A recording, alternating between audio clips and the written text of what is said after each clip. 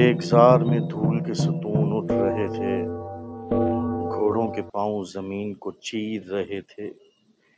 ایک آدمی سیاہ جھنڈا تھامے کھڑا تھا، اس کے قدموں میں تاریخ گونج رہی تھی، اس کی آنکھوں میں غیرت امت کا شعلہ۔ کیا آپ نے کبھی دیکھا کہ ایک انسان کے قدم ایک قوم کی تقدیر بدل دیں؟ آج اسی ایک قدم کی داستان سننے لگے۔ مدینہ میں ایک روز خبر پہنچی کہ قبیلہ قزا کے ہزاروں جنگجو سرحدوں پر جمع ہو رہے ہیں۔ ان کا ارادہ یہ ہے کہ مدینہ پر حملہ کریں اور اسلام کو ختم کر دیں۔ رسول اللہ صلی اللہ علیہ وآلہ وسلم نے فوراً صحابہ کو جمع کیا اور فرمایا، ہم ان کے حملے کا انتظار نہیں کریں گے بلکہ خود آگے بڑھ کر اسلام کا دفاع کریں گے۔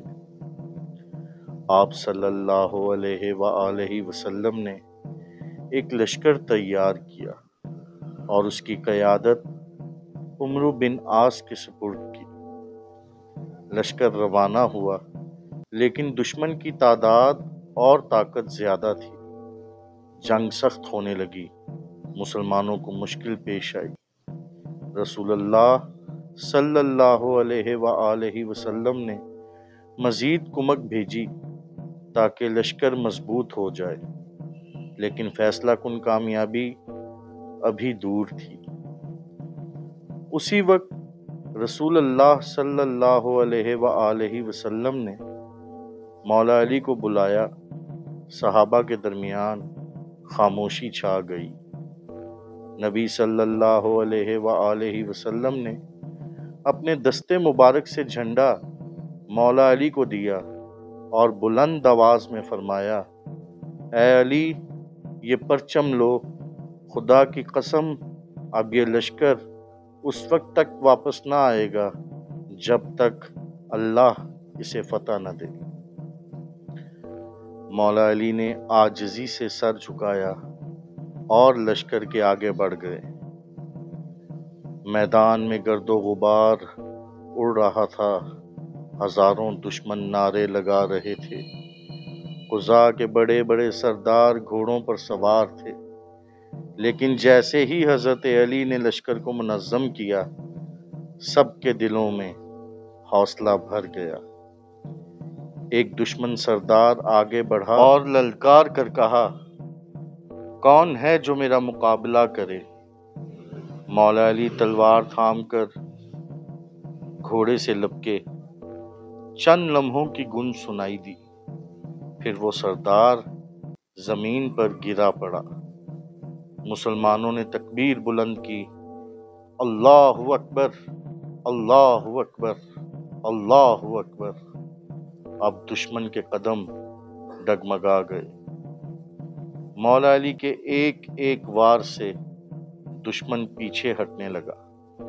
مسلمانوں نے دلیرانہ حملہ کیا، کئی دشمن گرفتار ہوئے اور زنجیروں میں جکڑ دیے گئے۔ یہی وجہ ہے کہ اس جنگ کو جنگ سلاسل کہا گیا، یعنی زنجیروں والی جنگ۔ قبیلہ قزا کے باقی لوگ خوف زدہ ہو کر میدان چھوڑ کر بھاگ گئے۔ مسلمانوں کو ایک شاندار فتح نصیب ہوئی۔ جب لشکر واپس مدینے پہنچا تو قیدی زنجیروں میں بندھے ہوئے تھے۔ رسول اللہ صلی اللہ علیہ وآلہ وسلم نے مولا علی کو دیکھ کر مسکراتے ہوئے فرمایا، اگر علی نہ ہوتے تو عمرو کامیاب نہ ہوتے۔ یہ جملہ سن کر سب صحابہ مولا علی کی بہادری کے قائل ہو گئے۔ یہ جنگ اسلام کی عظیم فتوحات میں سے ایک تھی۔ اس نے دشمنوں کو پیغام دیا کہ مسلمان اب کمزور نہیں رہے، مولا علی کی بہادری اور رسول اللہ صلی اللہ علیہ وآلہ وسلم کی حکمت عملی نے اسلام کو ایک نئی طاقت بخشی۔